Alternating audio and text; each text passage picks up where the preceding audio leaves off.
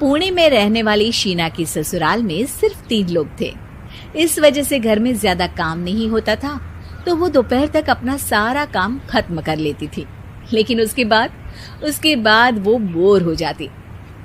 इस वजह से उसने शिनचैन कार्टून देखना शुरू कर दिया, जो धीरे धीरे उसके व्यवहार पर इतना इफेक्ट करता गया कि वो खुद भी शिनचैन जैसी ही बातें करने लगती है। एक रात डिनर करते हुए, अरे बहू, जरा अचार तो देना। ओहो ससु माँ, आपसे इतना काम भी नहीं होता। इस तरह तो आप जल्दी जल्दी बुढ़िया हो जाओगी। अरे शीना, ये तुम कैसे बात कर रही हो? आपको तो कुछ भी समझ में नहीं आता। ये शीना का शिनचैन स्टाइल है। ऐसा बोलकर शीना वहाँ से चली जाती है। अगली सुबह शीना सबके उठने से पहले ही घर का काम खत्म करके कार्टून देखने बैठ जाती है। अरे वाह बहू, कमाल ही कर दिया, इतनी जल्दी सारा काम खत्म कर दिया। बस भी कीजिए, अब मैं इतनी भी कुछ खास नहीं। ओफो, तुम और तुम्हारे शिनचैन का भूत, जाने कब नॉर्मल इंसान की तरह बात करोगी। मॉम, आप तो बस मुझसे जलती रहती हैं। आपको क्या पता मेरी लाइफ कितनी मुश्किल है। अच्छा छोड़िए, अब मैं शॉपिंग के लिए जा रही हूँ। हाँ, तो ये है तुम्हारी मुश्किल लाइफ। शीना शॉपिंग करने मार्केट पहुँच जाती है, जहाँ उसे जय के ऑफिस की एक लड़की मिलती है। हेलो, आप जय की वाइफ है ना? हेलो, मेरा नाम शीना है। मैं 26 साल की हूँ और मुझे शिमला मिर्च बिल्कुल भी पसंद नहीं है, पर शिमला जा सकती हूँ। हाँ। शीना की बात सुनकर लड़की आगे कुछ बोले बिना वहाँ से चली जाती है। कमाल है, आजकल के बच्चों को इंटेलिजेंट लोगों से बात करना आता ही नहीं। शीना शॉपिंग करके घर वापस आती है, जहाँ सास और जय साथ बैठकर आइसक्रीम खा रहे होते हैं। मैं कितने मतलबी लोगों के बीच रह रही हूँ। एक छोटी प्यारी बच्ची के बारे में सोचे बिना सब आइसक्रीम खाने बैठ गए। अब इतना नाटक करने की जरूरत नहीं है, तुम्हारी आइसक्रीम फ्रिज में रखी है, खा लो। आइसक्रीम, मैं आ रही हूँ। इसी तरह दिन बीतते हैं। अभी तक तो घर में सारे लोग शीना की हरकतों से परेशान हो चुके होते हैं। एक शाम उनके घर पड़ोस के अंकल आते हैं, जिन्हें देखते ही शीना बोल पड़ती है। हेलो अंकल, आज आप यहाँ?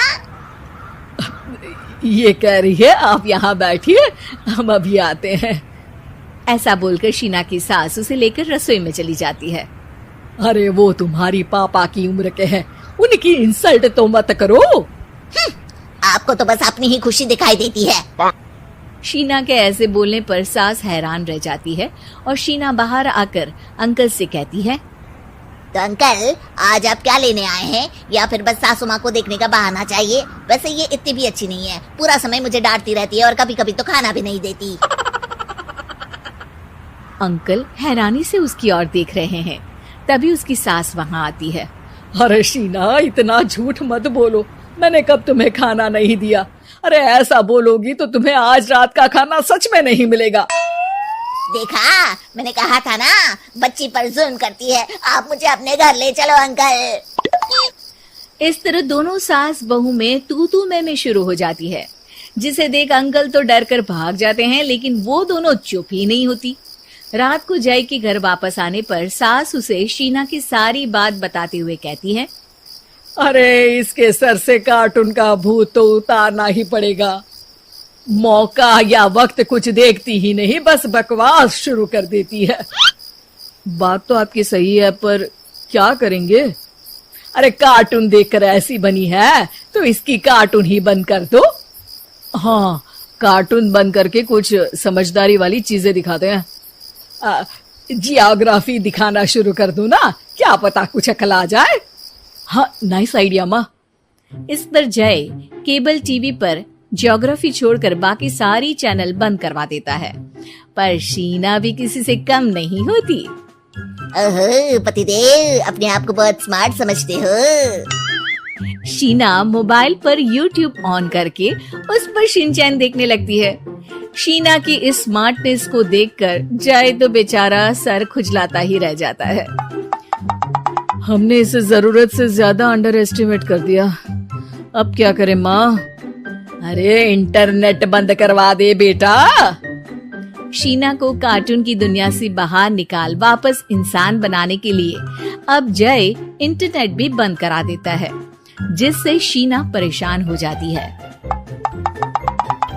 सब मेरी खुशी से जलते हैं, पर अब क्या करूं? शीना सोच में पड़ जाती है, लेकिन कोई आइडिया नहीं मिलता, जिस पर मजबूरी में वो ज्योग्राफी देखना शुरू कर देती है। लगता है अब कुछ ही दिनों में इसके सिर से शिनचैन का भूत उतर ही जाएगा। हाँ बेटा, उम्मीद तो यही है। दिन बीतते हैं और घर में सब शीना के बोलने का इंतजार करने लगते हैं, लेकिन शीना टीवी में ऐसी खो जाती है कि उससे पूछे सवालों का हाँ या ना के अलावा और कुछ जवाब ही नहीं देती। देखते ही देखते हफ्ता बीत जाता है, तो सब्र का बांध तोड़ते हुए जय टीवी बंद कर खुद ही शीना से बात करने बैठ जाता है। क्या बात है शीना, पहले तुम ज्योग्राफी देखने को तैयार नहीं थी, और जब देखने बैठी तो इसके आगे किसी चीज की कोई सूध ही नहीं, ना किसी से बात करनी, ना घर का कोई काम। अरे माँ कब तक अकेले सब कुछ संभालेंगी? अभी भी तुम्हारे सर से शिनचैन का भूत उतरा कि नहीं? जब मादा भालू नर भालू से बात नहीं करती, तो वो उनका ध्यान अपनी तरफ आकर्षित करने के लिए बिल्कुल यही हरकत करते हैं। तुम नर भालू हो। शीना के ऐसा बोलते ही जय और उसकी मम्मी एक दूसरे की तरफ देख सर पकड़कर बैठ जाते हैं।